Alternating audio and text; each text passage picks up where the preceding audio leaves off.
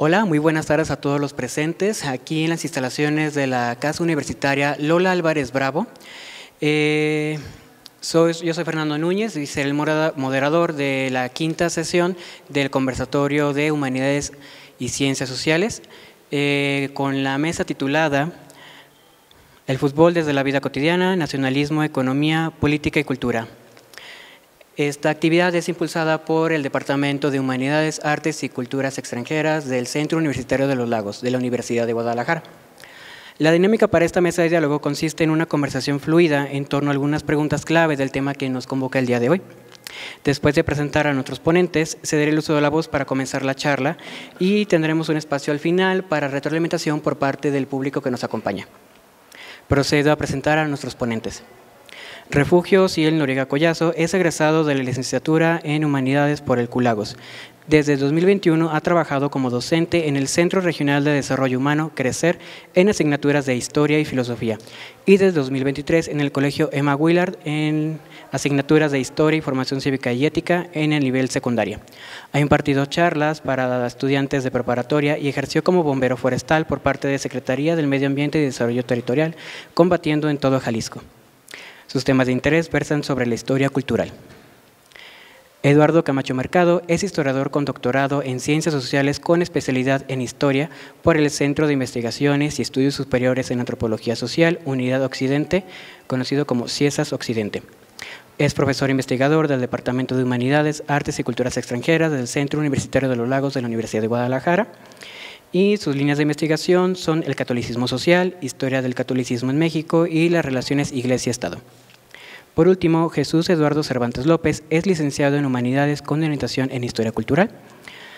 Participó en el libro Estudios Culturales, Aportes de Estudiantes de Humanidades, editado por CULAGOS Ediciones en 2022, con el capítulo Concepción de los tipos de delitos sexuales en el siglo XVIII y los frenos de las instituciones. También tuvo participación en la revista universitaria Los Idus de Marzo, con 2 cuentos, titulados La mujer de la esquina y Lo atraparon, lo atraparon, lo atraparon. Por último, es músico por tradición, perteneciendo a una tercera generación de una familia de músicos, tocando la guitarra, la batería y el bajo. Les pido un muy fuerte aplauso para todos ellos.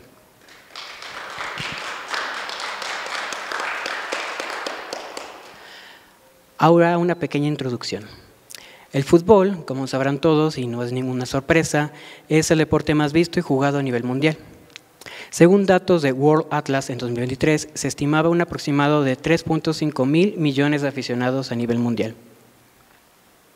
lo que lo hace un deporte de gran impacto social y económico. Tan solo Cristiano Ronaldo, jugador que sé que no necesita presentación, tiene una fortuna estimada de $600 millones. Esto como fruto de sus contratos con importantes clubes deportivos tanto en Europa como en Oriente Medio. Así como un total de 627 millones de seguidores en Instagram, que es una de las redes sociales de mayor impacto social actualmente. ¿Qué nos dice todo esto al respecto sobre la importancia que el fútbol y el deporte tienen en la vida cotidiana?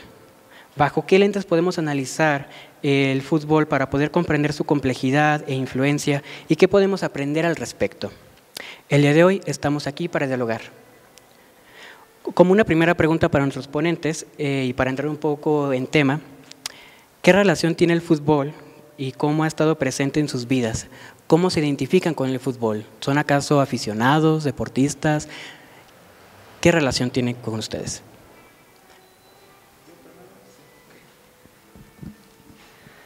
Primeramente, gracias por la invitación. Es un honor estar aquí, ser parte de esta charla. Pues principalmente, ¿qué relación tiene el fútbol en mí? Bueno, puedo llamarlo así, pasión. Pasión principalmente, yo soy aficionado del Club Guadalajara, las Chivas. Gracias. Desde ahí puedo decir que no es un equipo que yo elegí de inicio. Tengo un tío que falleció hace poco, que él fue el culpable de darnos ese amor por el equipo. De esta manera, pues esa identificación como con el pueblo, como el héroe contra el villano.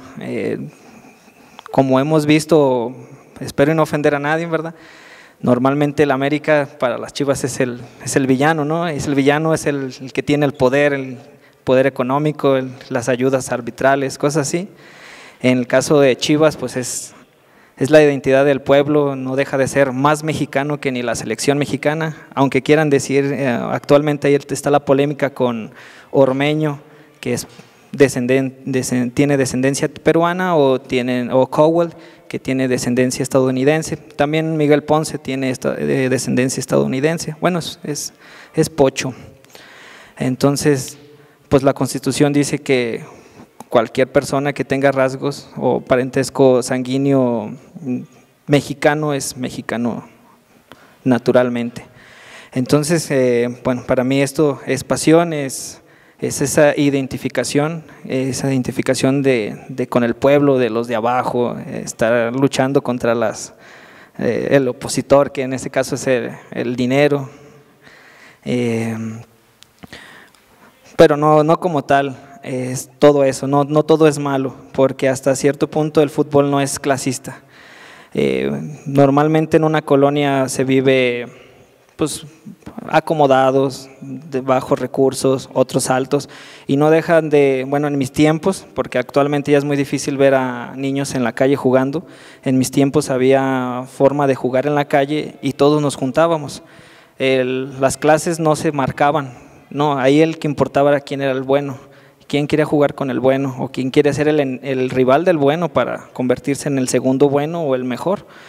De esta manera, la única forma en la que se podía decir que había clases es porque uno tenía o los taquetes del fulano o la playera original, pero hasta ahí, cierto punto había una cierta hermandad y una forma de diversión. El fútbol, más que pasión, es una forma de entretenimiento, de demostrar la felicidad, más que nada en lo personal.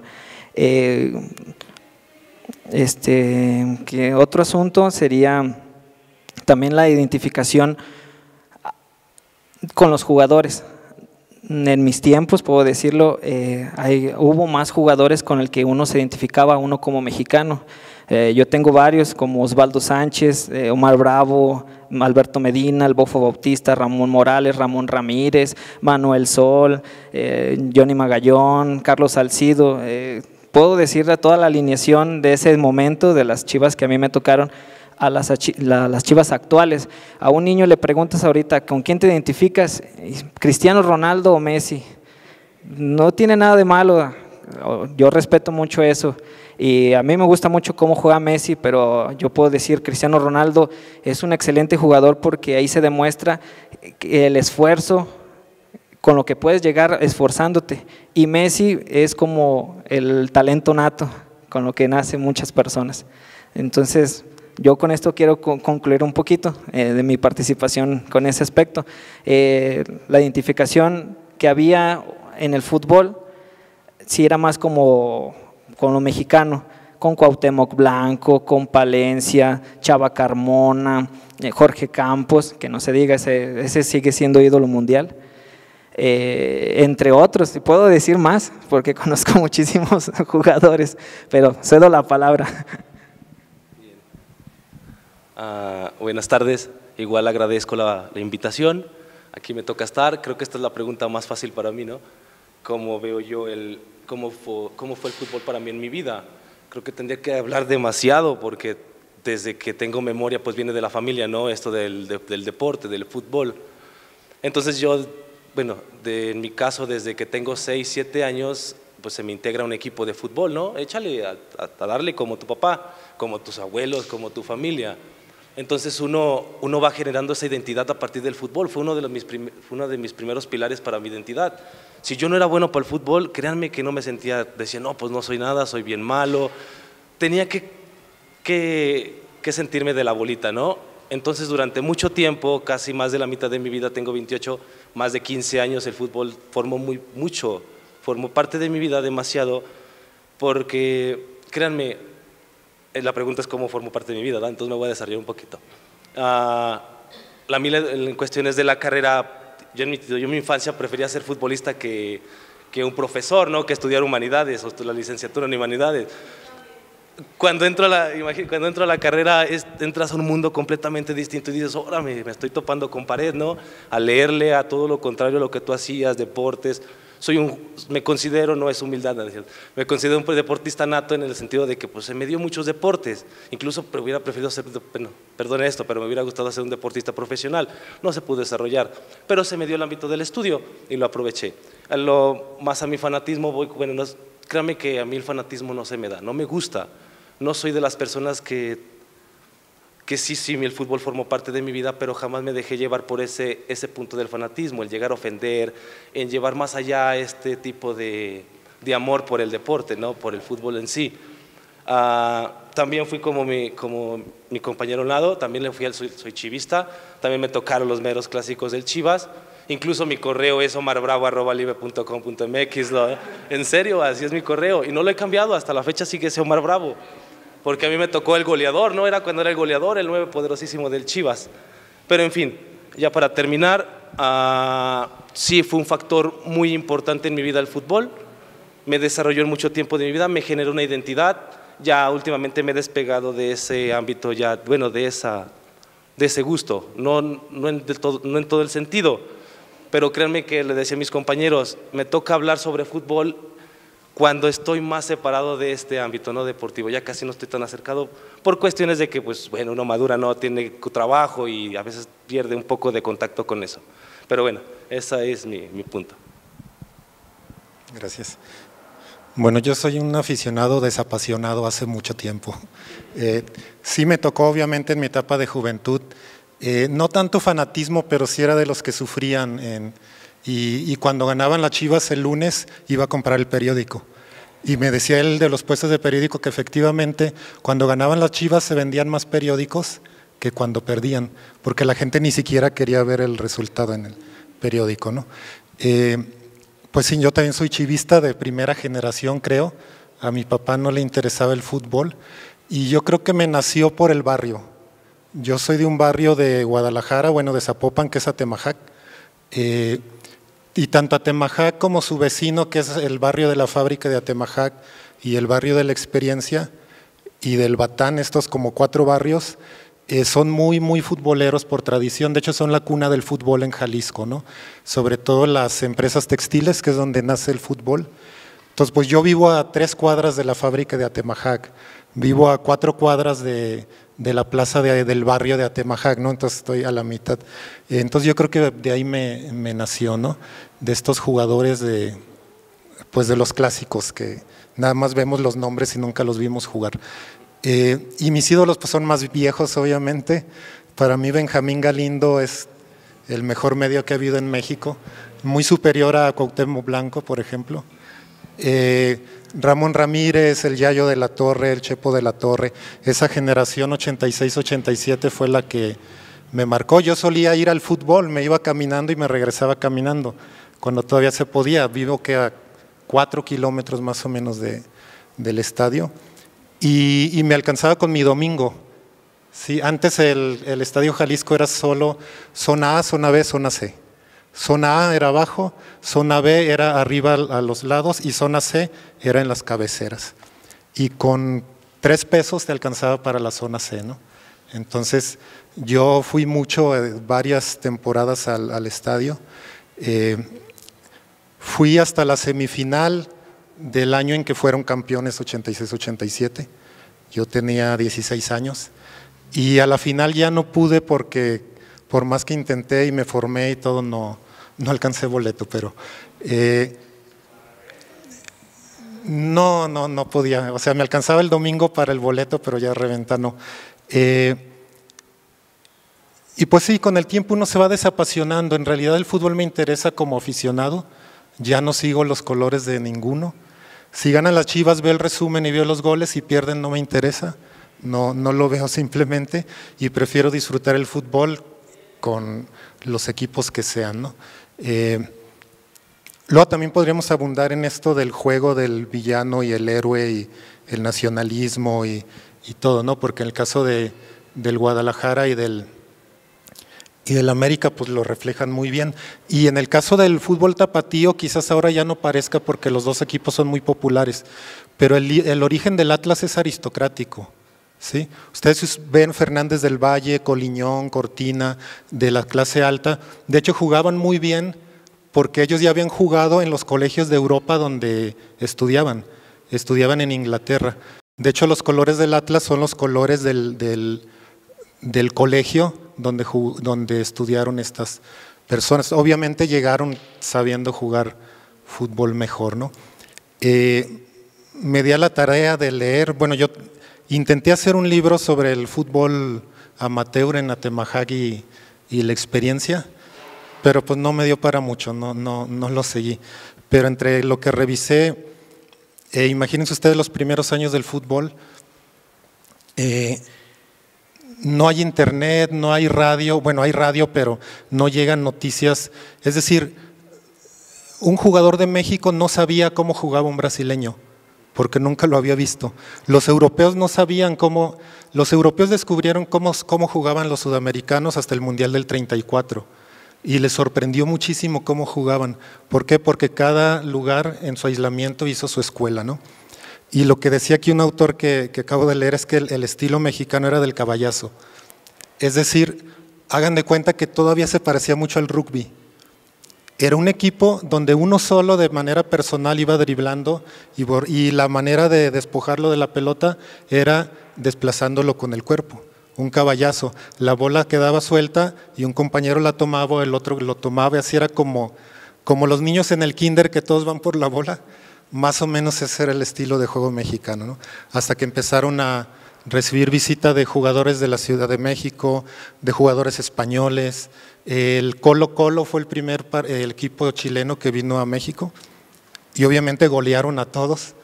Y los austríacos, los húngaros, después llegaron a México. Entonces, bueno, sé un poquito de historia, no tanto de sociología actual del fútbol como fenómeno, pero sí de historia, y eso me hace que pues aprecie mucho el fútbol, ¿no? Pero como digo, y como jugador sí, yo era de los que jugaba en la calle todos los días, nada más entraba a mi casa a tomar agua y me regresaba, pero siempre fui malo, o sea, nunca fui bueno para el fútbol.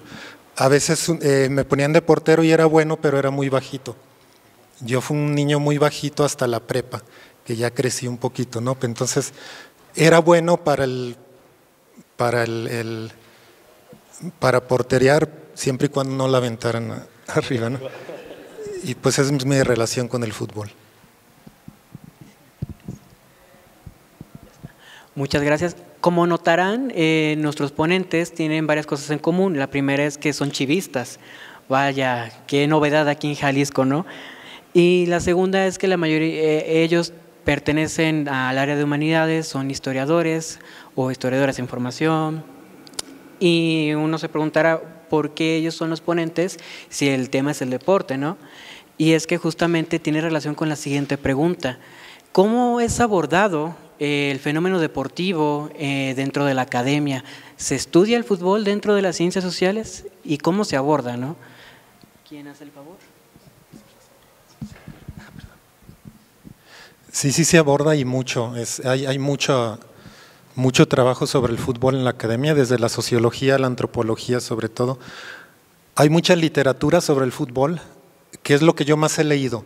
Yo ya había dicho que fuera de los trabajos de Andrés Fábregas sobre el Guadalajara y la identidad nacional, en realidad no he leído mucho, no me metía a esto, pero sí desde las áreas como identidad, como nacionalismo, desde la historia de las prácticas culturales o desde la sociología de las prácticas culturales, como un gusto estético, etcétera. O sea, sí se estudia, sí es un tema de investigación amplio. Otra cosa es, bueno, hablando de lo que sé del contexto histórico del éxito del fútbol, hay una parte, digamos, obvia del éxito del fútbol que basta una pelota o no sé si a ustedes les tocó, pero llenábamos de piedras un frutzi, un envase, y con eso jugábamos fútbol. Poníamos 2 piedras y ya era la… Entonces, se necesita muy poco para practicar este deporte, ese es algo, ¿no? Pero otra cosa es que se da en un contexto de organización obrera y de surgimiento de los derechos laborales, y también las industrias comienzan a tratar de darle más prestaciones a los obreros, y surge también con las políticas de salud pública de los gobiernos, las políticas culturales que tiene que ver con el higienismo, con la salud mental, etcétera, donde para los gobiernos es importante que la gente practique deportes y se aleje del alcoholismo, etcétera, ¿no? Entonces, eso es lo que explica por qué en México las industrias, por ejemplo los mineros o la industria textil, es donde surgen los primeros equipos de fútbol. Y algo que no se dice mucho, pero también en los colegios católicos. ¿Por qué? Porque, bueno, no sé si sepan, pero los seminaristas son súper aficionados al fútbol y hay muchos seminaristas muy buenos para el fútbol. Y siguiendo la tradición, casi todos son chivistas, ¿no? Pero los primeros equipos de fútbol en Guadalajara fueron de los colegios maristas y jesuitas, ¿sí? Y luego las fábricas textiles y después los comerciantes, ¿no? Y siempre ligados a algún extranjero, los franceses, los belgas, los ingleses que traían el fútbol y luego lo practicaban, exactamente como pasó en el resto de América, ¿no? En Argentina es clarísimo y se ven los nombres de los equipos de fútbol, ¿no? que tienen muchas palabras en inglés, News Old Boys, el Boca Juniors, y aquí viendo los primeros equipos de fútbol en Guadalajara, se repetían muchos nombres en todo el mundo, ¿no? Unión, Atlas, Atlante, etcétera, los podemos encontrar en muchos lugares, ¿no? Entonces yo más bien me iría por el lado de la literatura del fútbol y de la historia, no tanto ya de estudios culturales recientes. Pero para los que les interesa, siempre hay un stand de fútbol en la FIL. Hay un stand chiquito, creo que vienen de Argentina, pero se dedica a pura literatura del fútbol. Y ahí pueden encontrar. Sobre todo son cuentos, hay muchos libros de cuentos sobre el fútbol.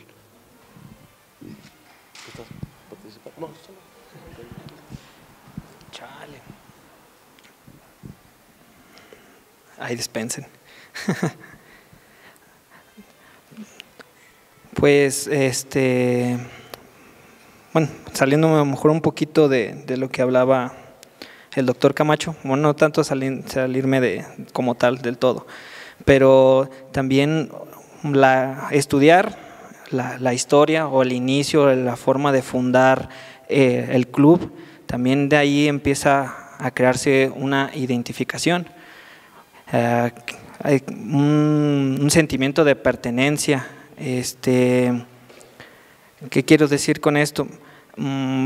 Por ejemplo, en el caso pues, de las Chivas, que en 1908 comienzan ya con puros mexicanos a querer jugar solamente con puros mexicanos, y esto cambian su uniforme, ya no es totalmente blanco y cambian el nombre. ¿Por qué? Antes se llamaban Unión, y de ahí pasan a ser Club Guadalajara. ¿Por qué Club Guadalajara? Bueno, porque ya estaban dándole un sentido de pertenencia a la ciudad, ya enfocándose hasta cierto punto en la misma, en un punto estratégico de pues social, ¿no? También lo que representan los colores. Lo que representan los colores, es muy parecido el escudo al de Brujas, que es también parte de su origen, es muy parecido, pero también tiene sus toques afrancesados, y ya con ello lleva sus colores, ahora sí que los distingue. A lo mejor sí está en rayas como el de Brujas, pero el color blanco, rojo cambia, y hasta cierto punto el color rojo que maneja el equipo es diferente. Conocemos al Necaxa, tiene un color rojo, pero no es idéntico al de las Chivas, o el de Toluca, que es totalmente escarlata, no es igual que el de las Chivas. Entonces, ese sentido de cambiar el nombre, cambiar el escudo y cambiar los colores para una identificación es muy importante. También introducirlo a una investigación. Bien, pues no puedo decir mucho, pero sí. Pues si bien sí las ciencias sociales abordan demasiado lo que es el fútbol, cada uno de esos aspectos, lo más conocido es desde el lado histórico. Cada club, me imagino, está su historia de cada uno de ellos. Bien está la de las Chivas, que también la tenía en mi cabeza, pero ya me la ganaste. Que algo curioso que no mencionaste es que cuando la Chivas se hace un equipo profesional, es pues en 1943, en el 44, ¿qué va a pasar? La Chivas ya se convierte en un equipo profesional y es cuando empiezan a jugar con puro mexicano. Algo curioso de esto es que mientras está una Segunda Guerra Mundial en Europa, acá en México, ¿no? Se está diciendo, Chivas, tú vas a ser un equipo profesional. Pero bien, creo que otro aspecto de los que las ciencias sociales me gustaría que lo abarcara más es el fanatismo. ¿Cómo se está llevando a cabo ahora en día el fanatismo? ¿Cuántas cosas no hemos visto en las noticias, ¿no? Estos casos, estos sucesos tan, ¿cómo podríamos decirle, feos, que no deberían llevarse a cabo, todo por esta mala interpretación o este exceso de fanatismo de parte de los aficionados. Yo, bueno, en mi caso, dado clases, que doy clases en secundaria, a veces veo cómo los niños se insultan, simplemente por decir arriba la Chivas, y se empiezan a decir, estás bien pendejo, chingas, o sea, uno se queda así como de, oye, están en secundaria y se ofenden solamente por un equipo de fútbol, ¿no? Creo que sí me gustaría que las ciencias abordaran, incluso hasta uno mismo puede empezar desde ahí, ¿no? Pero siempre dice, podemos empezar a observar esto del fanatismo y empezar a escribir. No estaría mal escribir cómo es desde el lado de las ciencias sociales, no solo en México, en los demás países, cómo es que se lleva el fanatismo. No es igual el fanatismo que se lleva en México tan violento a un fanatismo a lo mejor, no sé, en lugares más saludables, ¿no? Bélgica, Bélgica porque he visto últimamente las ligas y no son nada violentas, últimamente porque me puse a investigar para esta ocasión, ¿no? Pero en fin, ¿en qué otro punto se puede? Ok, sí, desde en el sentido de las sociedades, ¿quiénes son los que tienen acceso al deporte, al fútbol? En el sentido de, sí, todos tenemos acceso para ir a jugar a la calle con una botella, mantener el sueño de querer ser un deportista profesional, pero ¿en qué momento estudiar ahora sí? ¿En qué momento el Estado apoya a estas sociedades? México si me he dado cuenta, México es un país muy grande, que es muy difícil poder ayudar a todos los jugadores, ¿no? Como por ejemplo, España es muy pequeño, 20 veces México, ¿no? Por así decirlo, no tanto. Pero en fin, a lo que voy es, ¿se puede estudiar? Se estudia, claro que sí, y se pueden dar otros puntos de vista más interesantes para que el fútbol tenga más impacto en las sociedades, no solamente en un sentido de fanatismo, sino pues si es un medio para poder acercarte a las personas, a los jóvenes, a los niños, pues hay que darle, me imagino las ciencias sociales son quienes deben de encargarse de darle más voz de una forma positiva al fútbol para que tengan más seguidores, porque también algo que leí hace poquito es que la Liga Mexicana, pues somos de México, ¿no? La Liga Mexicana está perdiendo mucho rating, incluso está perdiendo muchos seguidores, a partir de todos los cambios que ha habido en la liga, de que ya no hay liga de ascenso, de descenso, de que los equipos ya no pueden acceder, como los Leones Negros ya no pueden subir. Todos esos son problemas que se han generado en el deporte que hacen que los aficionados o las personas ya no sean tan interesadas. Pero hay algo curioso, ¿por qué el fanatismo sí sigue? Si ya no sigue pues según lo que yo leo, ¿no? Si ya no sigue tanta la gente al fútbol, al deporte, dicen que los niños de 6 a 13 años, como bien mencionó mi compañero, si le preguntas quién es tu jugador, es Cristiano, ¿no? Pero si le preguntas sobre jugadores mexicanos, ya no hay tanto interés sobre ellos. Incluso los mismos jugadores mexicanos ya son extranjeros, ¿no? Vete a las Chivas y te vas a encontrar ya un estadounidense que quieren hacerlo, legalizarlo mexicano, ¿no? Pero así pasa, esa es mi opinión. Sí, pues hay muchas temáticas alrededor del fútbol que pueden ser perfectamente sujetas como fenómenos de estudio. Tú mencionas el fanatismo. Nosotros ahora queremos entender ese origen multicausal en torno a esa popularidad que tiene el fútbol en México, ¿no? Ya no solamente en el mundo, sino en México. Y nos surgió la duda acerca de si podíamos considerar una causa de ese fanatismo o ese aficionamiento tan notorio del fútbol aquí en México, la formación del Estado-Nación, ya que, por ejemplo, hablaban sobre los orígenes de los clubes, si había a lo mejor una política pública en algún momento de la formación de lo que es el México contemporáneo, que contemplaba el fútbol como un medio, un dispositivo del Estado para poder llegar a la sociedad. ¿Hay sentido en esto o es una alucinación? No se peleen. Yo digo para que cada quien empiece una vez primero. Me ilumine, profe, con sus palabras. Bueno. Sí, o sea, obviamente el fútbol o cualquier otro medio de propaganda ha sido utilizado como propaganda, ¿no? No creo tanto que en México, pero cuando yo daba historia moderna y contemporánea y veíamos la desintegración de los países de la Unión Soviética y del bloque y cómo esto había traído un resurgimiento de localismos, regionalismos, etcétera, y se había disuelto Yugoslavia, entonces los equipos de fútbol fueron tomados como un símbolo de nacionalismo y les ponía dos casos, en Kosovo, creo que era Kosovo contra Serbia, en Serbia, y creo que los de Kosovo mandaron un dron con una banderita de Kosovo, entonces los jugadores estaban ahí queriéndolo arrancar porque pues, estaban exaltando el nacionalismo del enemigo ahí en su cancha, ¿no? Cuando se dio la Eurocopa Polonia-Ucrania, que lo hicieron juntos, cuando Rusia a Rusia le tocó jugar contra Polonia, los rusos desplegaron una bandera en todo el estadio que decía esto es Rusia y se armó pues el relajo, ¿no? Porque estaban en un territorio que anteriormente había pertenecido a Rusia.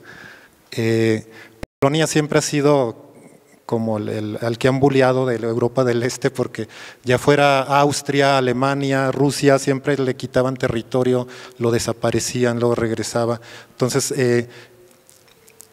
lo utilizan como un medio de exaltar el nacionalismo y en los sentidos más negativos posibles y pues también positivos, ¿no? En México yo creo que el fútbol afortunadamente no llega al grado de fanatismo como es en Argentina, por ejemplo. Y qué bueno que no es así porque, pues no. De hecho, si ustedes comparan lo que se llaman las barras y los gritos de aquí, pues son bien ñoños, ¿no? El chiquitibún y todo eso. Pues no. Y los de ellos son súper violentos y todo. Y yo creo que hasta los 90s que los mexicanos comenzaron a copiar el estilo de barra de Sudamérica, yo creo que para mí ha sido negativo, ¿no? Yo recuerdo que cuando yo iba al estadio solo había 2 porras del Club Guadalajara, era la Porra Popular Guadalajara, bueno había 3, la Porra Popular Guadalajara que era la más grande, la Pepe Martínez que se hizo a raíz del fallecimiento de un jugador en 1983 más o menos, fueron a jugar a Puebla y de regreso chocaron y se murió Pepe Martínez y le pusieron así a la porra Pepe Martínez y estaba la porra femenil Guadalajara, que eran puras muchachas. Y ahora está que la barra, ¿cómo se llama la del Guadalajara? 06 o cómo? Bueno, no recuerdo, está la barra 51 del Atlas, etcétera, que incluso tienen tintes organizativos bien fascistas. Yo veía a los de Boca Juniors y lo veía ondeando banderas del Che Guevara ahí entre ellos y digo, como un movimiento que es súper fascista tiene el Che Guevara ahí con ellos, ¿no? Como que es contradictorio. Y aparte de la identidad nacional, bueno, el Estado se quiere apropiar de los logros del deporte siempre, aunque no tenga nada que ver, ¿no? Aunque el que hizo el maratón lo hizo con su propio esfuerzo, el gobierno siempre se aprovecha y le llama al presidente cuando ganó la moneda, etcétera, la medalla de oro. Y en el caso de fútbol todavía peor, porque ni siquiera es un logro de la nación o del Estado, es iniciativa privada. Son empresas profesionales que preparan a jugadores y ganan, ¿no? Incluyendo la selección nacional, no está hecha con amateurs, está hecha con jugadores profesionales, ¿no? Pero siempre es sentirse parte de algo, de que si mi equipo ganó y mi equipo es fregón, yo soy fregón, ¿sí? Y entonces compartimos eso, el ganamos, pero por ahí creo que en la pregunta había si influenciaba en la política al fútbol. Yo creo que el fútbol los equipos o las empresas que están detrás de los equipos de fútbol no tienen influencia política, es el Estado el que los utiliza políticamente. Ellos no tienen más fuerza política que la que tiene cualquier otro empresario de su nivel, pues. O sea, Televisa tiene poder político en tanto Televisa, no en tanto dueño de la América, aunque tiene un elemento que puede utilizar, pues, pero en sí mismo no, más bien aquí sí están, digamos, bajo el uso político del Estado. Pero no hemos estado en situaciones como en Argentina 78, donde sí sea vital para toda la nación y todo el sistema político que su equipo gane. aquí en México y aparte acostumbrados al fracaso, pues como que no nos preocupa mucho eso, ¿no? Pero yo creo que también las identidades se dan más a nivel regional. No sé, Guadalajara es el equipo de Guadalajara, de Jalisco, el Atlas es de Guadalajara, el Toluca, todos los de Toluca le van a Toluca, e incluso barrial, ¿no? Aquí en México ya no tanto, pero en España el Rayo Vallecano es un equipo de barrio, ¿sí? En Guadalajara sí sucedía, el Imperio era del barrio de la Experiencia, el Occidente era del barrio de Atemajac, estaba el del barrio del Santuario, el del barrio de Mexicalcingo, pero ya cuando se profesionaliza el fútbol, pues esos equipos se quedan estancados en lo amateur y solo los tres grandes llegan al profesionalismo, ¿no? Que eran Atlas, Chivas y el Club Oro, que desapareció por ahí como en los 70s con el Club Jalisco, que lo compró una compañía cañera y eran los cañeros, los Gallos del Jalisco eran cañeros y ya desapareció, ¿no? Bueno, y una identidad universitaria como en los Pumas, la UDG. Los Tigres no tanto porque están más desligados a su universidad que los demás, ¿no? Pero bueno, supongo que también. Y los Tecos, que bueno, los Tecos no los siguen casi nadie, pero también. Bien, pues me voy a guiar, soy breve, guiándome en la pregunta, ¿cómo tuvo que ver la construcción del Estado-Nación en cuestiones de que el fútbol fuera el deporte popular en México? Pues si bien creo que la construcción de este Estado-Nación ayudó mucho en cuestiones de que se crea la propia Liga de México, ¿no? Se crea esta liga, bueno, se va creando esta Liga de México y es esta misma Liga de México la que genera también un poco de identidad en cuestiones de decir, soy mexicano, pero en este sentido se dice que la Liga Mexicana es mucho mejor que la Liga de Estados Unidos, la MLS. Eso es lo que genera el Estado-Nación. Al momento de que se consolida como tal una liga en México, genera identidad y genera como un sentido de superioridad en cuestiones de otras ligas. Obviamente no vas a comparar la Liga Española con la Liga Mexicana, también hay niveles, ¿no? Pero lo que yo no me imagino, más bien yo creo que lo que quiere hacer mínimo la Liga Mexicana es ser superior mínimo a las ligas de América, ¿no? No a las de Europa, jamás se va a llegar a una comparación. Pero bueno, ya para concluir dije que iba a ser muy breve, creo que sí, esta consolidación del Estado-Nación le ayuda a los equipos, le ayuda a México para crear un fútbol más fuerte en el sentido de que se van generando estos pequeños equipos como el Chivas, el América, los que conocemos, nomás mencioné dos, ¿verdad? Pero en fin, se van generando estos equipos y es lo que genera pues una fuerza para que el fútbol sea el deporte más visto y más jugado en México, pues, para así decirlo. Pues curiosamente, pues quien se puede servir más de la política se puede servir del mismo deporte. En este caso, bueno, yo creo que todos lo conocemos, cuando lanzan a Cuauhtémoc Blanco como alcalde, no recuerdo si era como alcalde, automáticamente ganó las elecciones. Entonces ahí es donde digamos que quien esté detrás de Cuauhtémoc Blanco o el partido que estaba detrás de él o las personas que lo estaban guiando, pues eran los que se favorecieron con la figura de esta persona. Prácticamente también, que fue lo que pasó en los Juegos Olímpicos de Londres del 2012, bueno, quien ganó el oro fue la sub-23 de México. Entonces, pero ¿a quién le acreditaron el logro? A Felipe Calderón junto con el gobierno. México, ustedes ganaron. No tanto los jugadores, su esfuerzo, el cuerpo técnico, como haya sido, la política se apropió del deporte para enaltecerse, en este caso ante el mundo, porque es algo mundial, los Juegos Olímpicos. Muy bien, ahora hablando de casos, por ejemplo, hablaban ahorita de Argentina, recuerdo muy bien el Mundial el más reciente, 2022, si no me equivoco, ustedes saben más que yo, el 18 de diciembre se corona Argentina, ¿no?, como campeón de la Copa del Mundo. Pero pasa que en Bangladesh y en otros países que anteriormente eran colonias británicas, se demuestra un fanatismo increíble, principalmente en redes sociales, hacia la bancada de Argentina, ¿no? A tal grado de que en febrero del siguiente año, ya en febrero de 2023, se reabre la embajada argentina en Bangladesh después de 40 años de estar cerrada. Digo, esto es un ejemplo de cómo el fútbol pues tiene este impacto político. Hablábamos del impacto de la apropiación política del fútbol, y que también nos pone en contexto con la realidad del mundo contemporáneo, que es la globalización, ¿no? O sea, es un fenómeno que es un espectáculo deportivo que es visto por millones de personas en el mundo, que pone en contacto nacionalidades por medio de representantes que son los futbolistas, y que a pesar de que yo soy de un país, yo soy aficionado a un equipo que no representa a lo que viene siendo mi nación, ¿no?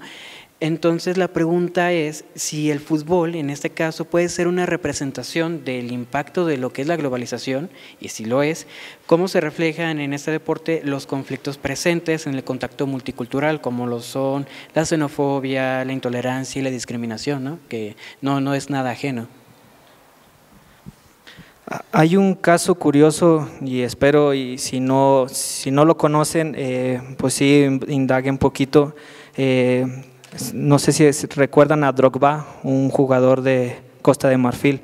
En las eliminatorias del Mundial 2002 para clasificar, no recuerdo bien a qué selección le ganaron, pero al ganar ese partido, Costa de Marfil estaba pasando por una guerrilla, un golpe de estado, y él cuando se termina el partido y comienza la entrevista, él dice que deberemos estar unidos todo Costa de Marfil, y dejar en paz ya el daño, porque ya había existido gran parte de muertos. Y tanto fue el impacto de sus palabras de Drogba que para ya finales de 2007 ya prácticamente se había eliminado ese conflicto, ya habían llegado a un acuerdo gracias a pues sí, a lo que representaba la figura de Drogba, que todavía no era un jugador estrella porque llegó a serlo. Su prime fue, digamos, en el 2006 para adelante con el Chelsea, pero ya para los mismos de Costa de Marfil ya era algo muy importante, que tanto así pudo detener pues sí, una masacre o una guerrilla que podía terminar con parte del país. Hablamos de xenofobia. Tenemos un caso muy similar, muy reciente. Conocen al jugador Quiñones, que es colombiano, actualmente es nacionalizado mexicano, que prácticamente, hubo un partido en el que Chivas eliminó al Atlas en cuartos de final, y Alexis Vega se expresó de Quiñones como con cara de, puso un cuerpo de perro y la cara de Quiñones, y Alexis Vega como el hombre que traía a Quiñones paseándolo. Es brutal la imagen, se puede interpretar de muchas formas. En este caso pues fue como algo ofensivo, ¿no? Ofensivo porque no deja de ser negro Quiñones. Alexis Vega a lo mejor un tez más claro, más moreno, hasta cierto punto, ¿verdad? Pero a lo que va ahí es, ofensivo. Primero, ofensivo por lo racista, y dos, porque es alguien que quería integrarse a México y es tratado de esta manera. Alguien que se puede interpretar que Quiñones busca quitarle el lugar a un mexicano, ¿no? Que hasta cierto punto pues sí se lo puede quitar, pero pues el nivel del fútbol mexicano es malísimo, así que podemos optar por cualquier persona para que juegue como mexicano. Prácticamente, digo, se puede interpretar mucho esta imagen. Pudo haber sido, no sé, los Cholos, pues sabemos que es un perro, ¿no? El equipo Cholos también pudieron poner el escudo en el perro, en ese perro, y poner al humano con otro escudo y decir, nosotros controlamos al perro, ¿no? O nosotros, ¿dónde están perros que ladraban? Que los tenemos controlados. Son tipos de interpretaciones, pueden ser, como en este caso, son un poquito burlescas, son ofensivas, pero no tanto. Y en el caso de la imagen esa de Alexis Vega y Quiñones, sí es muy, muy ofensiva, porque bueno, el racismo es algo muy, muy peligroso y tristemente pues puede llevar hasta cierto punto a extremas cosas. Por ejemplo, Quiñones no es un jugador que a mí no me agrade, ¿no? La verdad me gusta cómo juega, no tengo ningún problema con él. Y aunque se haya ido a la América, está bien, y que jueguen en la selección, no hay problema. Pero si a ti te toca, si a tu equipo le toca contra Quiñones, lo primero es ofenderlo, déjalo que juegue y punto. No, la ofensa, el maltratarlo. En cambio, si pierde su equipo de Quiñones, de todos modos lo siguen ofendiendo. Entonces, ¿dónde está? ¿Por qué siempre tiene que estar esa violencia ante el jugador? O digamos, ¿por qué el racismo o la xenofobia tiene que estar marcada, como en este caso para Quiñones? Se me fue. Discúlpenme. Es que la emoción. No, es algo que es muy triste. Por ejemplo, Mario Balotelli, estamos hablando de que es un italiano, ¿no? Bueno, nacionalizado italiano. Es un italiano que jugó para Italia y también el racismo lo ataca demasiado. ¿Por qué? Porque siempre se tienen que, y es un jugadorazo, es un excelente jugador. ¿Por qué cuando ya no puedes detener a tu contrincante tienes que ofenderlo? En vez de buscar armas, bueno, también es algo excesivo, pero buscar la manera en poderlo neutralizar de la buena forma. Bueno, tú tienes un Balotelli, yo tengo no sé, anteriormente estaba Maldini, también italiano, un jugador excelente, un defensa, pues podía detenerlo, digamos, si jugaran en la misma época, porque Maldini es más atrás. Entonces, ¿por qué no buscar ese modo de neutralizar las ofensas con neutralizarlo mediante el deporte, como en el caso que hizo Drogba para la zona de Costa de Marfil? También tenemos muchos casos y yo a veces hago un poquito de burla a Vinicius.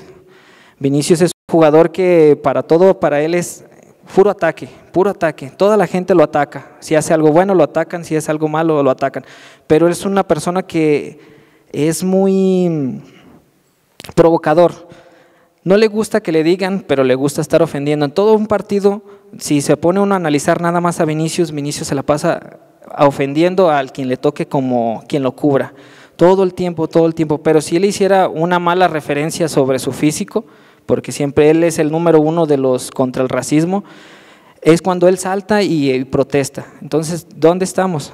¿Por qué el racismo se maneja cuando a mí me ofenden, pero si a mí me toca ofender no hay ningún problema? ¿Por qué? Porque soy bien Vinicius, no hay ningún problema.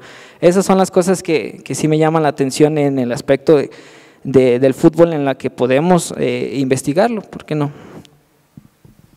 Bien, sí, el fútbol es un factor para la discriminación, sí, eso es la puerta para la discriminación, para la xenofobia, para el racismo.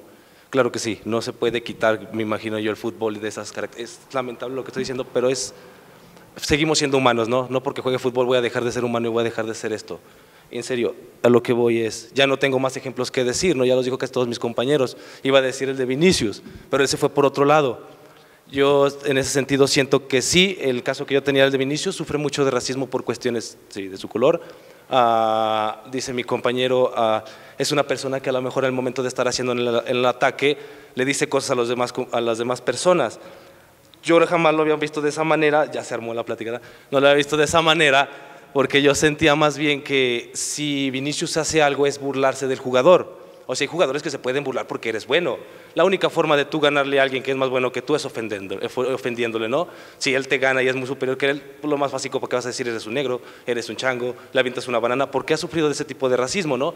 Te avientan una banana e incluso hasta la puedes responder de una forma bien genial, te comes la banana, pues ¿para qué desperdiciar la comida, no? Y sí lo hacen de ese sentido. Ya en manera de experiencia mía, ya desde que tengo memoria que juega fútbol, sí es un factor, les menciono, porque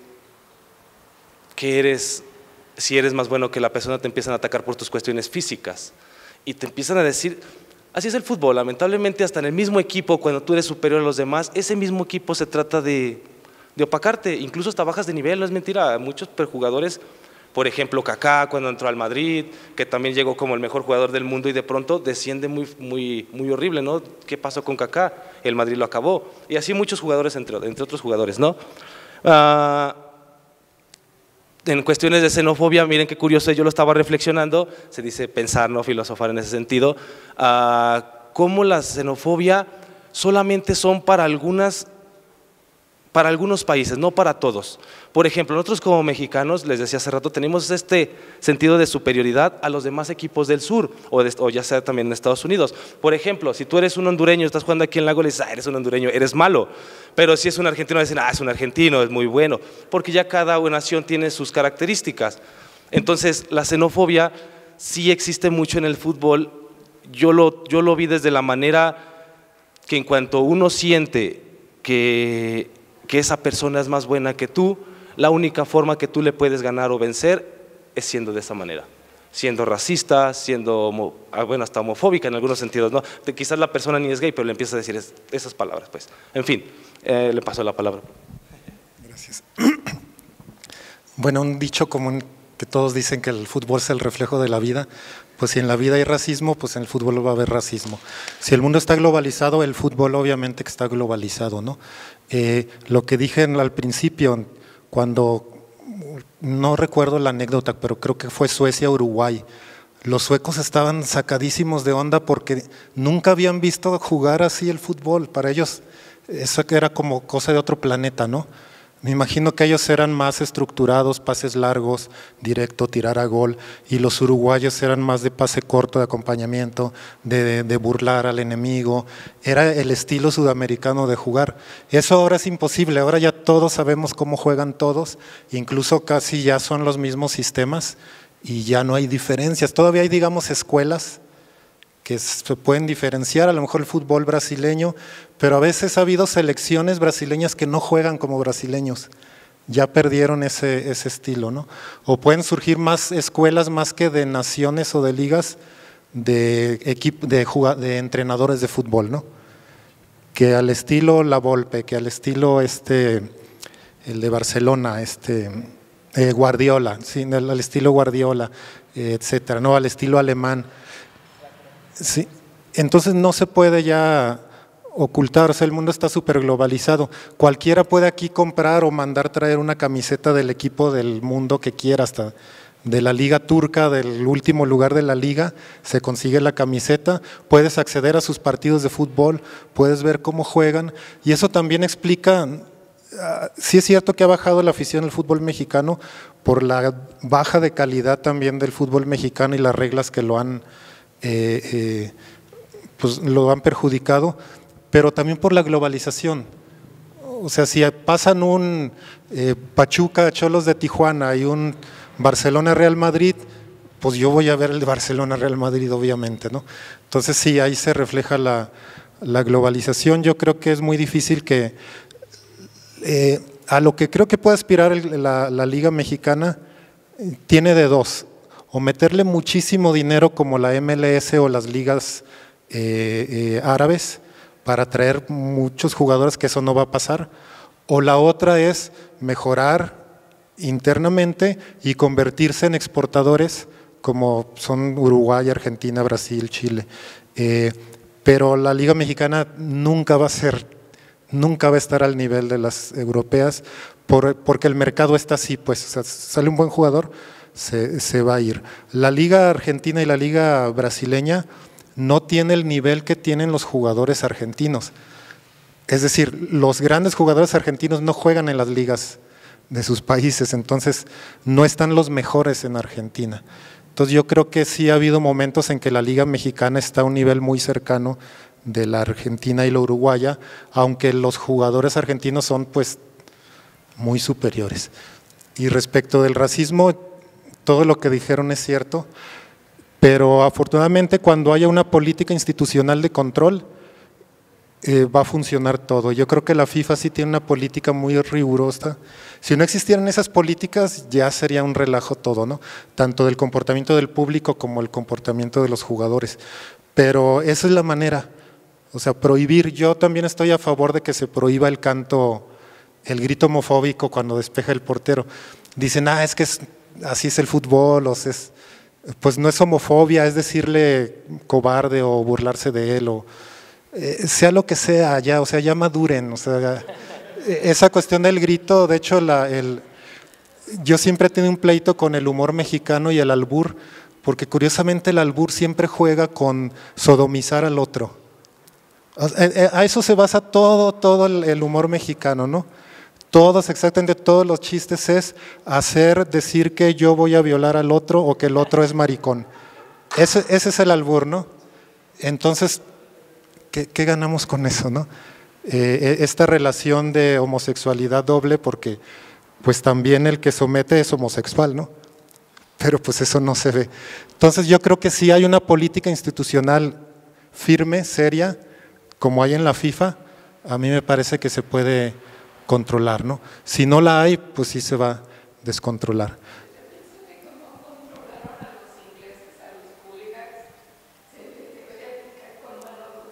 Exactamente, lo que pasó en México con el Querétaro y el Atlas, si desafilian al Querétaro o lo mandan a la segunda división o lo castigan 5 años sin jugar, lo siento por los aficionados, lo siento por la empresa, pero ellos son responsables de haber dejado crecer esto, ¿no? Y si son así de firmes, les aseguro que se expulsan completamente las barras. En algunas, demasiado en algunas personas, y incluso hasta te vuelves, pues no tan fanático en el sentido de que eres violento, sino el fanático emocional, que si pierde tu equipo, si pierde, pues ahí te das, bueno, el profe ya no pasa por eso, todos ya no pasamos por eso, ¿verdad? Pero en su momento sí eran golpes de pecho, no, perdí mi equipo, pero en fin. Gracias. Aquí hemos hablado mucho del fútbol espectáculo, pero el fútbol deporte, pues es un juego, es un deporte y es un juego donde se pueden mostrar valores que pueden ayudar a la sociedad, ¿no? Trabajar en equipo, esforzarse, etcétera, ¿no? Entonces, pues pasa por las políticas públicas, promover el deporte, el fútbol como cualquier otro, ¿no? En ese sentido. Ahora, respecto a cómo la academia puede ayudar al fútbol, pues hay un montón, ya dijeron aquí varias temáticas, la organización, la identidad con el equipo, los valores, el simbolismo religioso, regional, etcétera, que hay en equipos, porque también la religión está presente en el fútbol. Hay equipos de ciertos países, de ciertas regiones donde están ligados a una virgen, por ejemplo, a la devoción de una virgen, o todos los equipos tienen una capilla en su club. Un equipo es campeón y va a darle gracias a la Virgen de Guadalupe. Cuestiones por ese lado, ¿no? Entonces, la academia tiene un montón de temas que puede estudiar en el fútbol como deporte y como espectáculo. ¿Y cómo puede ayudar al fútbol? Ahí sí entraríamos en las humanidades aplicadas. Yo sé que los equipos tienen psicólogos, por ejemplo, tienen motivadores. Bueno, ¿y por qué no tener expertos en humanidades que también estén en una área del club, que generen, bueno, todo esto que tiene que ver con mercadotecnia y todo, pero que tenga un toque de más formación humanística? Y con humanística no digo de ser humanos en el sentido de humanos buenos, no, sino de la disciplina humana, de las ciencias sociales, pues para irnos más. Y podrían salir cosas interesantes, ¿no? Siempre ligado a los valores y a las políticas públicas, o en este caso a políticas de los equipos. Hay equipos que sí tienen un código de ética y una propuesta para con la sociedad, de tener escuelas en barrios pobres y generar cierto tipo de valores, hacer publicidades para UNICEF y todo eso. Entonces, ahí es donde entra la labor de los humanistas en eso, ¿no? Yo creo que el fútbol es un arma súper poderosa para hacer. Hasta hubo una guerra, la guerra del fútbol entre Honduras y El Salvador. Obviamente no se pelearon por un partido, el partido fue el detonante de otros problemas, pues, pero ¿por qué no utilizar el fútbol, como dijo Chuy, para el caso de Costa de Marfil? Que sinceramente no sé si eso haya sido suficiente para apagar la guerra, pero de que él tenía cierta voz y autoridad moral para toda la nación, pues sin duda era el superídolo del país, ¿no? Bueno, ya una anécdota nada más que tiene que ver con globalización, que le escuché hace poquito, cuando Hezbollah hizo el ataque terrorista en Israel y que, bueno, mató muchas personas y se llevó a varias secuestradas. Ustedes saben que los judíos están por todo el mundo, pero en Argentina hay una comunidad judía muy, muy grande y tienen lazos, o sea, van y estudian allá y regresan. Bueno, estaba una viejita argentina en estas zonas y llegaron los terroristas y se le iban a llevar o le iban a matar y ella dijo que ella era argentina, que no era de Israel, y le preguntaron que si conocía Argentina y el terrorista le dijo que no, y luego le dijo Lionel Messi y él dijo Messi, y luego la señora mostró una foto del terrorista con su rifle tomándose una selfie con la viejita y la dejó, no se la llevó. Solo porque ellos saben quién es Messi y admiran a Messi, ¿no? Es el poder que puede tener el fútbol, ¿no? O el niño árabe o iraquí, ¿no? Creo que se puso una bolsa de esas del mandado, que rayas azules con blancas, porque pues no tenía una camiseta argentina, se la puso y le pintó el 10 y llegó a Messi y luego Messi fue y le regaló una camiseta, ¿no? Entonces, pues sí, tanto con el fútbol tiene una aportación muy grande que hacer a la sociedad, como nosotros, ya sea como una simple investigación académica o como una intervención, ahora sí como está de moda decir de humanidades aplicadas, se puede aportar algo, ¿no? Por lo menos a nivel municipal, entremos a la oficina de deporte municipal y desde ahí se puede hacer algo.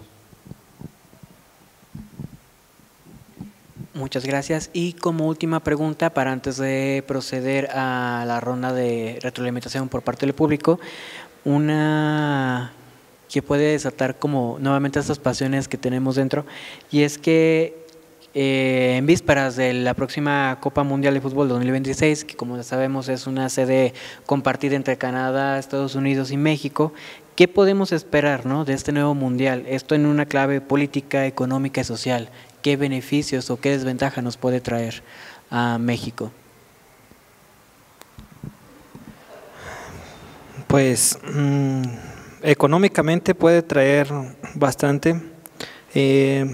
Bueno, lo digo porque va a haber juegos acá en el estadio Akron de las Chivas. ¿En qué nos puede beneficiar? Bueno, yo soy de San Juan de los Lagos. Normalmente cuando hay un partido, ya sea en el Akron o en el Jalisco, normalmente pasan los aficionados o mucha gente, aparte de los devotos normales, pues los que normalmente llegan, pasan a visitar. Entonces yo considero que puede pasar esto. Bueno, va a jugar, la verdad no conozco qué equipos vayan a jugar en la sede, pero no sé, juegue Argentina o Brasil, pues los van a hacer como una especie de ruta, ¿no? Van a venir, bueno, yo considero que llegan Lagos, luego San Juan, luego Tepa, como para ir también mostrando lo que tenemos como estado. Eso para mí es un beneficio. ¿Por qué? Porque nosotros como en San Juan nos alimentamos pues del comercio, nuestra forma de subsistir, aparte de las granjas de Proan y todo eso. Es el comercio.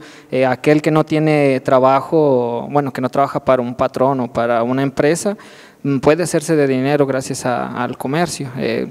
Digamos, tiene sus 10 pesos, cambia sus 10 pesos por estampitas de la Virgen, de cualquier otro santo, y las va vendiendo y así es como puede subsistir en este caso. Esa es la ventaja que yo le veo. Pues otra de las desventajas, ya me voy a hacer hasta ecologista, pues va a haber muchísima más contaminación.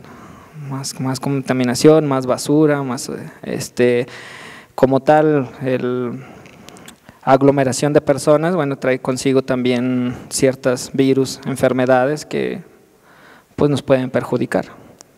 Se me fue la pregunta, ¿la podrías volver a hacer?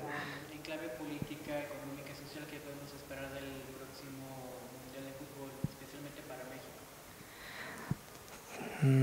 México? Pues en la parte social una decepción. Yo creo que México no da el ancho. No da el ancho porque no cambian la mentalidad. México, la selección mexicana culpa a un solo hombre que es mandado porque no deja, pues yo digo que no lo dejan usar los jugadores que él quiere, sino los que le ponen, como en el caso de, espero que no ofenda a nadie, Memo Ochoa, que es parte de Kavak. Entonces como Kavak es patrocinador oficial de la selección, tiene que estar ahí. Entonces, ¿quién manda? En este caso el poder económico, ¿no? Entonces tú pon a Memo Ochoa y en portero suplente de nuevo a Memo Ochoa, porque no puedes, convoca a los demás nomás para que se paseen un ratito, pero en este caso soy una decepción porque les hace falta, digamos que al fútbol mexicano le falta un poco de magia, o encontrar no sé, ahora sí la aguja en el pajar. Normalmente se han enfocado mucho en las escuelas. Escuela de fútbol fulana, hay que estar viendo, los visores se la pasan en las escuelas, pero les hace falta ver el barrio. ¿Por qué digo el barrio? Porque hay muchos jugadores que no salieron de la escuela, sí los llevaron a la escuela, obvio, pero los observaron en el barrio. Está en el caso, por ejemplo, Carlos Salcido, él no estudiaba, solamente trabajaba, lo vieron jugar un partido y lo llevaron a jugar, a que se probara. Después lo vio José Luis Real y fue cuando lo convocan al Tapatío para que juegue. Maza Rodríguez, que vendía paletas, ¿qué otro? Bueno, por ejemplo, Osvaldo Sánchez, que era, pues como tal, no era un portero, lo vieron, lo empezaron a entrenar y lo saca el Atlas para debutar. Ni siquiera pues, le decían el tablas de tan malo que era, porque no sabía lanzarse ni nada de eso, daba unos costalazos. Pero son cuestiones así como que al fútbol mexicano como tal le hace falta dejar de ser, por ejemplo, lo de Chicharito Hernández se puede decir que es la tercera generación de futbolistas, ¿no? ¿Por qué tiene la importancia de que debutara Chicharito? Porque es tercera generación, porque viene de jugadores y hay que creer en él porque ya viene de sangre, digamos, descendencia, ya puede decir que es un talento nato.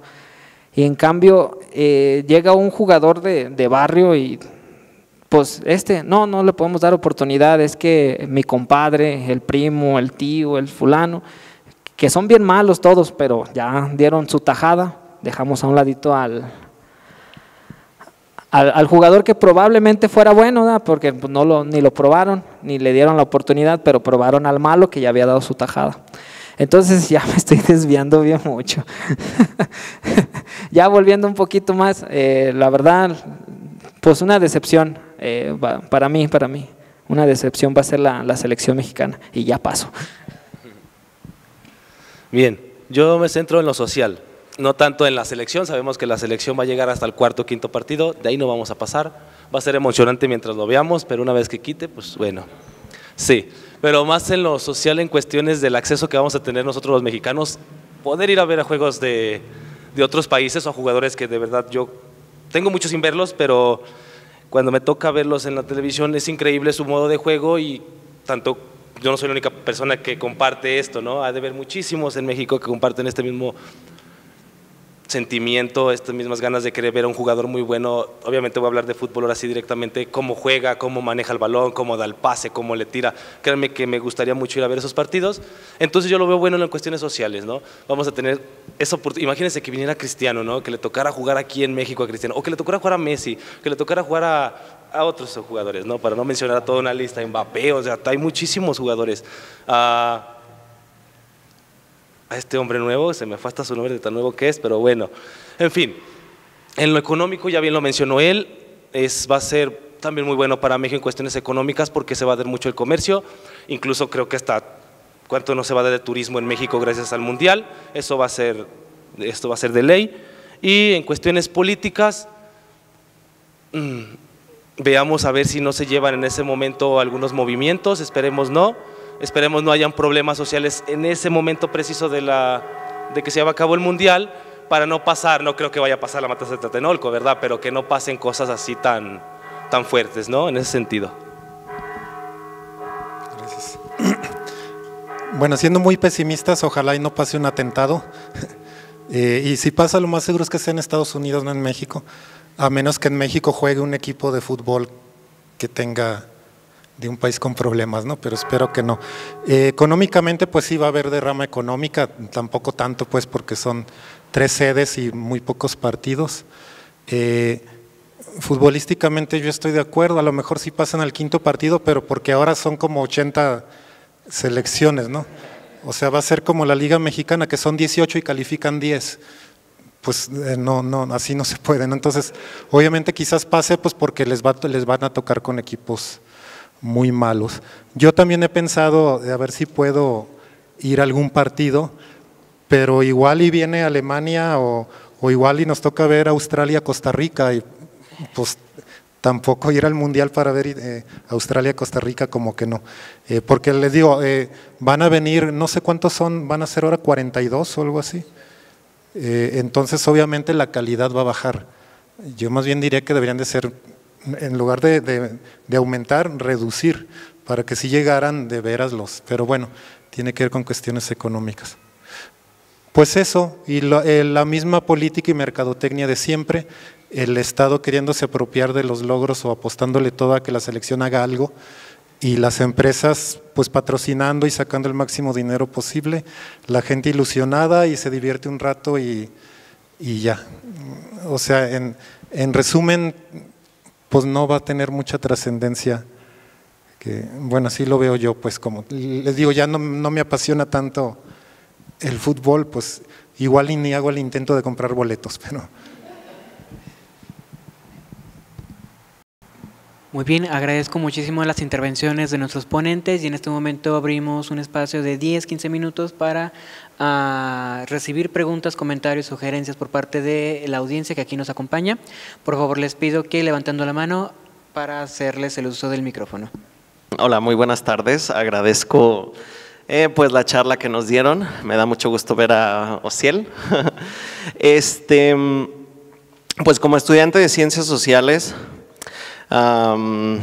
mi primera perspectiva en cuanto a humanidades, ciencias sociales sobre el deporte fue con Norbert Elias, con el deporte y ocio en el proceso de civilización, creo, y pues wow, vi el deporte pues de una manera distinta. No sé si lo malinterpreté, creo que hablaba de pues cómo históricamente se fueron sublimando ciertas pulsiones, aunque bueno, esos términos suenan más como de Freud, pero cómo, o sea, se fue dejando, creo que habla inclusive de los coliseos romanos, no sé, y cómo se van desahogando con nuevas prácticas, pues, cómo se desahogan esas fuerzas, bueno, esos como quieren ser bélicos o cosas así.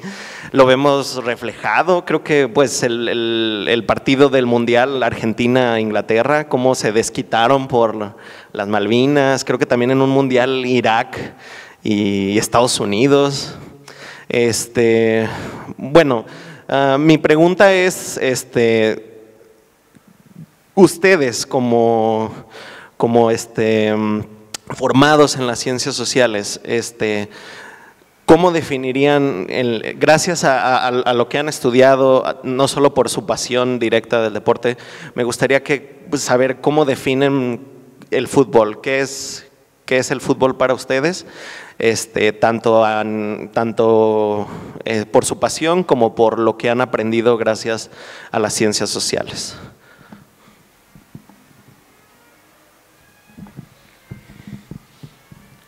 Bien, ¿cómo veo yo el fútbol? Pues bien, como lo mencioné yo ahorita, en la actualidad no estoy tan apegado, pero en su momento el fútbol yo lo vi como un deporte para superarme. En ese sentido, para mí el fútbol era una identidad que quería agarrar, que quería para mí decir, yo quiero ser bueno para el fútbol, no quiero ser malo, no quiero que me etiqueten diciéndome que soy malo, quiero ser una persona buena. Entonces, gracias al fútbol, para mí el fútbol, si lo sabes desarrollar bien, es igual que todos los deportes, te genera disciplina, te genera compromiso, te determina en algún sentido. Al final de cuentas no me terminó determinando el fútbol, sino más bien el estudio, ¿no? Pero para mí el fútbol era eso, era orden, era disciplina, era superación. Y pues tontamente quizás lo ligaba con una mejor persona. Claro, el fútbol no me iba a hacer mejor persona, son mis valores, no es el fútbol. Pero formó parte de mi vida y lo vi como algo como superación, como un objetivo bueno. Bueno, para mí son dos cosas, deporte y diversión. Deporte y espectáculo, pues. Deporte para practicar con todos sus beneficios físicos, mentales, de convivencia. Y espectáculo para mí, por eso a la mayoría de los que nos gusta el fútbol admiramos a Messi. Yo creo que solo pondría, no digo que sea superior, para mí Messi es el mejor del mundo y de la historia, incluyendo encima de Maradona y encima de Pelé. Sin discusión, o sea, no acepto discusión. Si alguien quiere opinar, no es cierto, es Messi. Pero yo como gusto de ver jugar un jugador, yo pondría por arriba a Ronaldinho Gaucho. Es cuando el deporte se vuelve puro divertimento, pura felicidad y puro arte. También Messi hace arte, pues. Entonces, para mí es más el gozo estético de ver un buen jugador, un buen pase, una buena tajada. Es espectáculo, pues, para mí el fútbol, y incluso está muy ligado al arte. O sea, un buen jugador es un artista, como Ronaldinho, ¿no?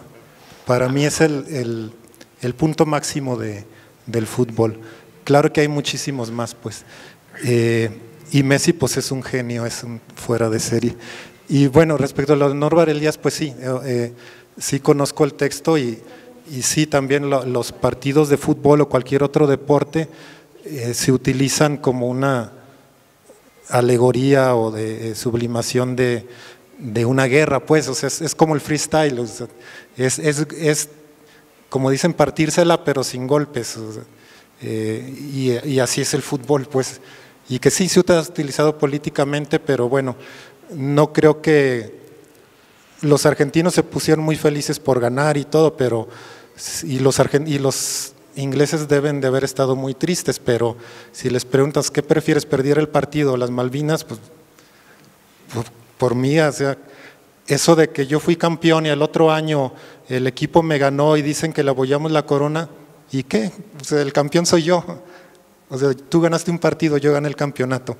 Sí, o sea, no tienen más efecto mayor en la geopolítica y todo que una cuestión propagandística y de sentirles ganamos, ¿no? Pero fuera de eso, no. Y sí, pues es una corriente que también Bourdieu, desde las prácticas culturales, es donde más se puede estudiar el fútbol, ¿no? Desde esta del ocio, de estas sociedades industriales que permitieron ya por el nivel de vida que la gente no estuviera 18 horas en un agujero trabajando y se muriera a los 25 por enfermedades de los pulmones, etcétera, sino que ya tuvieran el tiempo para dedicarse al ocio, pues ahí es donde surge la profesionalización del deporte, ¿no?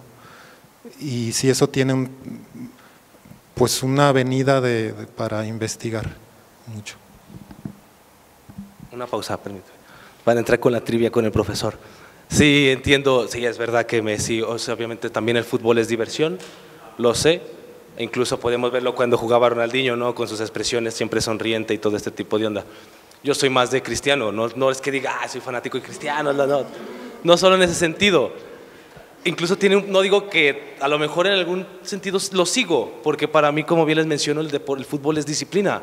Es un deporte que si lo sabes desarrollar bien, si lo sabes llevar bien a cabo con la disciplina que se necesita, generas buenos jugadores.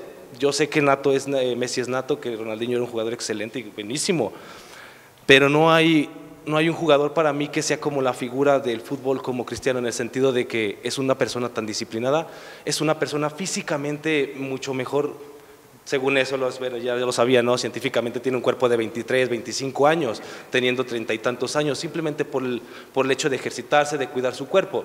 Creo que él sería un buen factor para los jugadores de hoy en día o para los niños, en sentido de que es una figura, es un personaje a seguir.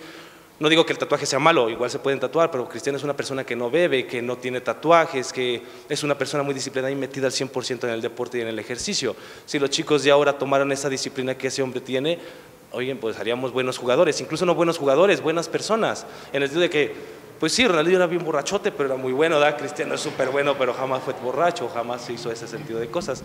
O como Ronaldo Nazario, ¿no? Uno de los fenómenos más grandes del fútbol, pero ¿cuál era su problema también? Tomar y la rodilla, ¿no? Pero al final de cuentas muchos de los jugadores, por lo cual no siguen en las ligas mayores, es por esa falta de compromiso hacia el deporte, de que es fútbol y es esto para esto, ¿no? Yo siento que es muy difícil generar ese tipo de disciplina como un deportista profesional, y ese hombre lo logra. No por nada es el hombre más famoso en Instagram, no por nada es el hombre, creo que sí, es el mejor, pues. Bueno, en sentidos tanto como futbolísticos como persona. Es como un semidios, solamente, obviamente. Ajá. Obviamente, no solo él, es algo curioso, siempre lo hablo de esta manera. Rafael Nadal para mí, como Usain Bolt, como Roger Federer, como las personas que son las más fuertes en los deportes, para mí son como semidioses. Son personas que tú las ves y dices, genial, no me gustaría ser como tú, en el sentido de cuánta disciplina, cuánto no le tuviste que meter a lo que haces para lograr lo que eres. Y es la constancia, es la dedicación, es el compromiso, es la fuerza de voluntad, y son muchas cosas, no solamente es, quiero ser futbolista, ¿no? Son muchas las que lo rodean. Wow. No, es que sí comparto la opinión sobre Cristiano. Sí, a mí me gustan ambos jugadores, pero en este caso yo estoy más por encima por Ronaldinho, porque para mí es un mago. Para mí nadie ha tocado el balón como toca él. Pelé, pero él tenía algo muy, muy diferente. Pero ya fuera del fútbol, pues hay muchas cosas que lo perjudicaron. Pero para mí el fútbol puede ser que integra, que ayuda a la persona más tímida a unirse a grupos. Yo normalmente soy una persona muy habladora, no me callo en muchos aspectos, soy muy, muy parlachín, pero tuve muchos compañeros que eran muy serios y había pues, que no se arrimaban con nadie, ni era, vamos a jugar, cáele, no sé jugar, no le hace, tú cáele, aquí vamos a estar todos y chin, a ver qué pasa. Y si a alguien no le caías bien, como que el fútbol también te ayudaba en eso de que, pues ya somos compañeros, juegas chido. Ya de nuevo venía como que nuevas amistades, por ejemplo, no sé si a alguno de ustedes les tocó, pero yo creo que no. A cierto punto los pandilleros, toparte con pandilleros que pues eran más grandes, que normalmente eran agresivos, en el fútbol eran totalmente diferentes, eran tus compañeros, o aunque fueran tu rival, no eran agresivos, era, como dijo el doctor Camacho, divertidos. Lo que era importante al momento de estar jugando era pasar el tiempo, patear el balón y disfrutar el momento, no más. Entonces para mí el fútbol sí es más para integrar a ciertos sectores de sociedad en una sola. No eran de aquí, entonces te imaginas la emoción, lo que causaba esa fiesta del fútbol. Sí se llegó a sentir en Guadalajara, y aún que el apoyo era realmente nuestro, nada más para eso es Alberto Gómez Barbosa, el fotógrafo. Él fue el de Radio Metrópoli, él fue el que estuvo precisamente con Brasil sacando todo su su rollo era el periodista de que escogieron los brasileños para que siguieran, y él era su orgullo platicarle a todo el mundo que había sido precisamente el periodista de Brasil, y lo sentían como suyo. Yo creo que por eso también siempre quisieron venir, y ahí sí no había la distinción del lugar, en qué lugar estabas o si, en qué lugar ibas a quedar. Ya sabíamos que nosotros no íbamos a quedar en ningún lugar, pero sí te daba la emoción, yo me acuerdo, nomás por ser de América. Sí, pues era básicamente eso, ¿no? Los mexicanos no iban a ser campeones del mundo nunca, entonces pues de un país latinoamericano a un europeo pues se fueron con un latinoamericano. Y el símbolo de Pelé, pero ese era un símbolo, sí. Solo escuchábamos lo que hacía, pero nadie lo veía. Hay muy poquitos videos de partidos de Pelé, sí. Salvo los del Mundial, los del 70 ya son completos, pero los demás tenemos cachitos. Y pues sí era eso. ¿Qué pasó ahora o ayer que llegó Messi a Monterrey? Todo el mundo quiere ir a ver a Messi a Monterrey, ¿no? Sí es cierto, ya ahora conocemos de todo. Yo sé que es injusto comparar personas de diferentes épocas, porque decimos, si Pelé jugara aquí, estuviera en el llano. O sea, se oye feo, pero es cierto. Pelé estuviera en el llano, no tendría nada que hacer con jugadores profesionales, por la alimentación, los sistemas de juego, de entrenamiento, cómo progresado, y por supuesto muchos jugadores no harían lo que hacen hoy si Pelé no lo hubiera hecho por primera vez. Eso nadie se lo quita, pues. Pero vean de veras videos del fútbol de esa época y no tienen comparación. O sea, ahora alguien recibe un balón y tiene dos jugadores enfrente y tiene que tocar de inmediato o librarlos. En esa época recibían un balón, prácticamente los jugadores, los defensas se iban retirando y le dejaban libre el campo. No sabían defender antes como se defiende ahora. Yo sé que es injusto hacer ese comparativo y pero… Sí, por eso todos los de mi vuelo todavía somos del Rey Pelé, ¿eh? Sí, yo no había nacido en el Mundial del 70 todavía. No, y curiosamente hay un cuadrangular en el que invitan a Pelé y jugó con el Real Oro, ahí en Guadalajara, y de hecho iba porque no pasó, si en caso de que el Real no llegara a la final, iba a jugar con Chivas, iba a ser el primer jugador extranjero en jugar en las Chivas, Pelé, sí, apoyando lo que decía. También se rumoró de Maradona, el día que fue a jugar el 3 de marzo, que iba a jugar con las Chivas, pero no se dio. Ok, debido al tiempo tenemos espacio para una última pregunta breve. Ok, bueno, primero agradecer este tipo de temas que hacen que te desconectes de luego de la vida adulta, como bien decía Osiel. Entonces, muchas gracias por este conversatorio. Y en la primera intervención, ¿cuál es tu nombre? ¿Me recuerdas? Tú. Pues, muchos me conocen como Eduardo, otros Chuy. Bueno, Chuy, mencionabas que, no sé si escuché mal, pero decías que el fútbol no es clasista.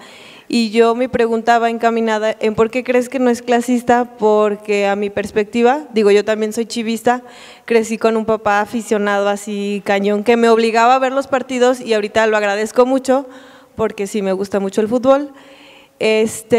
Pero ¿en qué sentido crees que no es clasista? Yo, por ejemplo, y volviendo al tema de los memes, que ahora es una forma de expresión de todos, no sé, cuando juega el América y pierde, siempre dice, ay, el tema delictivo se bajó, ¿no? Porque pues los del América no salieron de su casa. O cuando toman fotos de la afición, ¿no? De la gente así, sin playera o así. No, gracias, yo sí estudié. Entonces, creo que la afición, sobre todo del fútbol, tiene una connotación peyorativa hasta como de ignorantes, de que el que seas aficionado de una camiseta te quita hasta como, o sea, como que estuviera peleado que tengas un estudio y que te tenga que gustar el fútbol. Sí, te quita inteligencia, ¿verdad? No, cuando me refería al que no había clasismo, era el momento de estar jugando, ¿no? Digamos, es que en una colonia, pues normalmente no nomás viven o puros pobres o puros de media o puros ricos, no. bueno, sí, en los ricos sí, pero en ocasiones, bueno, ahí está compartido en una colonia y hay un sector o un baldío en el que se juntábamos o nos juntábamos todos. Y sí, digamos, el pudiente, pues traía los taquetes de, digamos, los que usaba Ronaldo Fenómeno, en ese caso. El que estaba pues un poquito más acomodado, pues traía los Concord de Cuauhtémoc Blanco, los Pirma del Bofo Bautista, cosas así. Me refería a que no había clasismo al momento de estar jugando. No porque tú seas pudiente, hay que pasarle el balón al pudiente, no. Era, pásale el balón al que es bueno, y el que normalmente es malo lo ponen de portero, en ese caso, hasta cierto punto. Pero ya cuando ves que el que es malo con los pies es bueno con las manos para saltar y cosas así, entonces es un buen portero. Ahí es donde no importa qué clase social tengas, mientras seas bueno para porterear, te ponen ahí. Normalmente los altos o los ponen de centro delantero o los ponen de defensa central. ¿Por qué? Porque son los únicos que pueden luchar los balones aéreos. Ahí mismo no hay ese tipo de que, pues es que este es el rico, póngalo de centro delantero para que meta todos los goles. A eso me refería con que no había clasismo al momento de estar jugando. El clasismo pues sí hay, y bien marcado, demasiado, excesivamente, hasta cuando tú traes la playera original de las Chivas y yo no. Yo tengo 12. No es cierto. No, sí, tengo 12, pero ya no les compro. No, perdón por el chascarrillo, pero es que sí soy normalmente. ¿Te refieres entonces a que en la cancha todos somos iguales? De acuerdo. A eso, a igualdad. Bueno, siendo así, cerramos el espacio de intervenciones con el público y vamos a proceder con el cierre de la mesa, leyendo las constancias, en este caso simbólicas, para nuestros ponentes.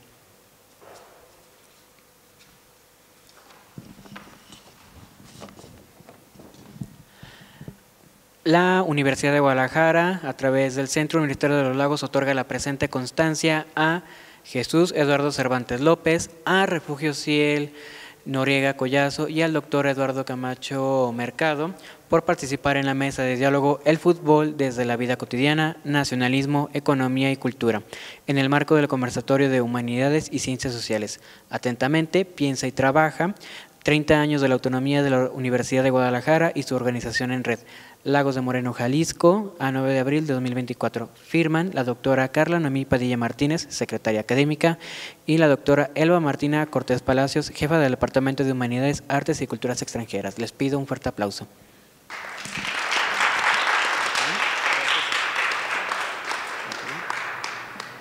Y aquí tiene, doctor. Y ya para finalizar, a nombre de la Coordinación de Humanidades, externo agradecimientos a todos los presentes aquí, en el público que nos acompaña y a quienes después nos sintonizará por las redes sociales en YouTube. Externar también agradecimientos a las autoridades de la Casa Universitaria Lola Álvarez Bravo, a la Coordinación de Tecnologías para el Aprendizaje, al Departamento de Humanidades, Artes y Culturas Extranjeras y a la Coordinación de Servicios Generales por todas las facilidades otorgadas para la realización de esta mesa de diálogo. Muchísimas gracias y nos vemos en la siguiente mesa para seguir dialogando. Buenas noches.